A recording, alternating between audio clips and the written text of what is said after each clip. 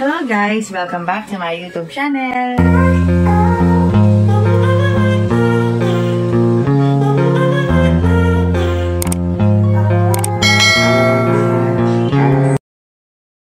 PBL All-Filipino Conference Top Setters as of November 13. Manguna dito si Dina Wong ng Chocomucho Flying Titans na naitala ang 4.79 average by set.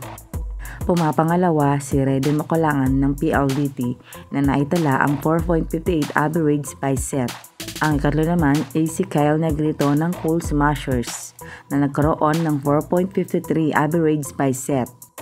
Pang-apat naman, si Louie Romero ng Farm Foxes na merong 4.38 average by set.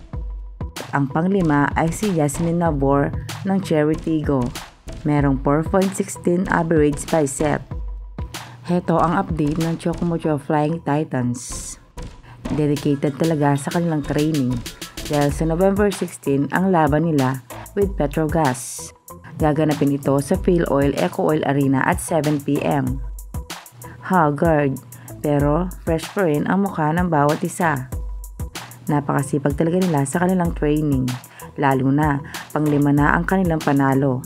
Talagang malaki ang chance nilang makapasok sa semifinals. Sobrang dami na talagang mga fans ang nag-aabang sa Chocomucho, lalo na ang iniidolo nilang si Diana Wong. Talagang malaki ang kanyang improvement.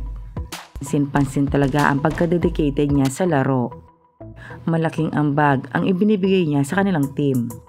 Napakalaking impact ang combination nilang dalawa ni Cici Rondina. Maraming napapabilib sa ginagawa ngayon ni Dina Wong. Kaya deserve niya talagang maging number 1 top setter.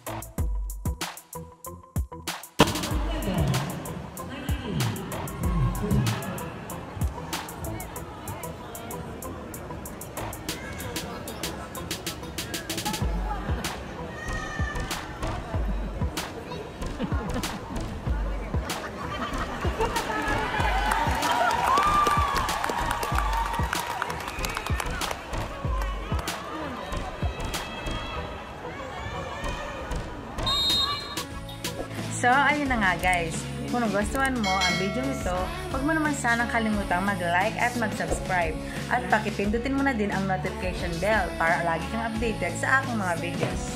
Thank you! Bye!